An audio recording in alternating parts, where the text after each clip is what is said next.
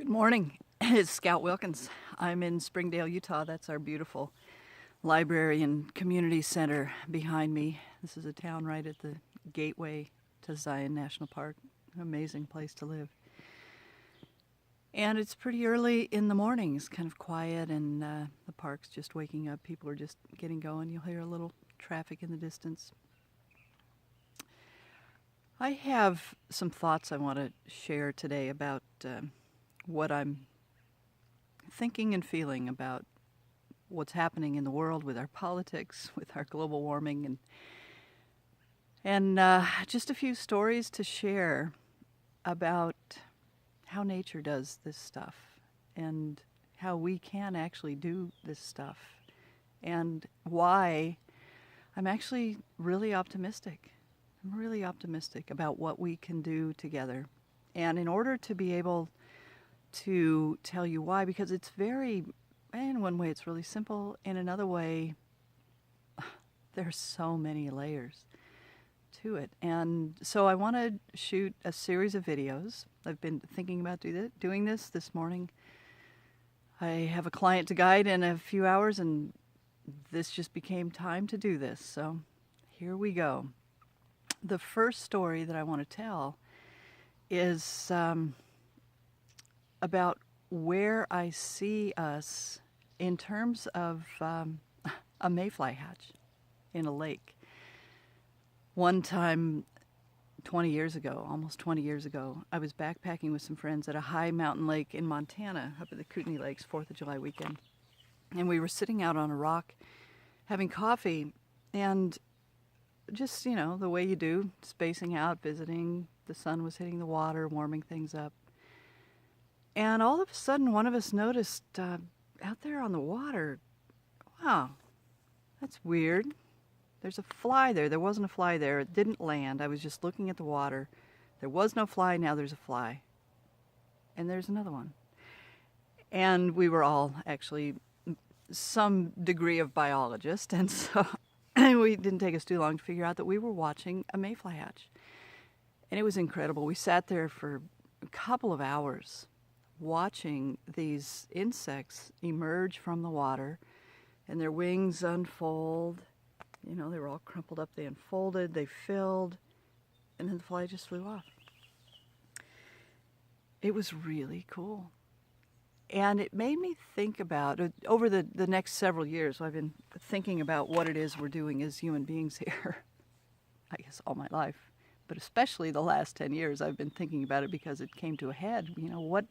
What is my part? What am I doing here? This seems, frankly, a lot of this stuff seems so stupid. I just can't see my way through it, my part in it. I don't get it. And so I do a lot of thinking about that, trying to find a place where it makes sense. And, I've found a place where it makes sense for me in thinking about what happens in a mayfly hatch. The adult fly lays the eggs right under the surface of the water. The eggs hatch, the larvae drop to the bottom of the pond. They grow through several life stages. Eventually they drift back up through the water, and they float just under the surface of the water, just under the surface tension. And they float there, and the carapace opens up, and the adult emerges and flies away. And this is what I believe we're doing now as human beings. I think that we are in our next evolutionary moment, and it's a very big evolutionary moment where we are becoming adults that are learning how to fly. And the thing is, the rules that applied to life in the water do not apply to life in the air. It's completely different life, completely different ways to interact. And so I'm thinking these days, pretty much everything I'm running through this lens of what does it mean to fly? What does it mean what do I have to let go of that was true in the water to be able to fly? And what I've come to see is that pretty much you have to let go of everything except the impulse to fly and what's left of the components of your body that have shifted dramatically. You now have wings. But you got to let go of everything in the water. You don't pick and choose. You don't hold on to this little frond or that little relationship with that other bug and the interactions that you had down there. You got to let go of the water in order to fly.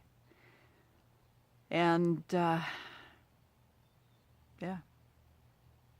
So in this little series I'm doing, I'm going to be talking about the concept of radical forgiveness, because what I think we're needing to do here at this juncture in time is to forgive the water. It's not time to forgive each other. It's not time to forgive ourselves. It's time to forgive the whole system, the whole thing, everything that brought us to being right here, ready to fly.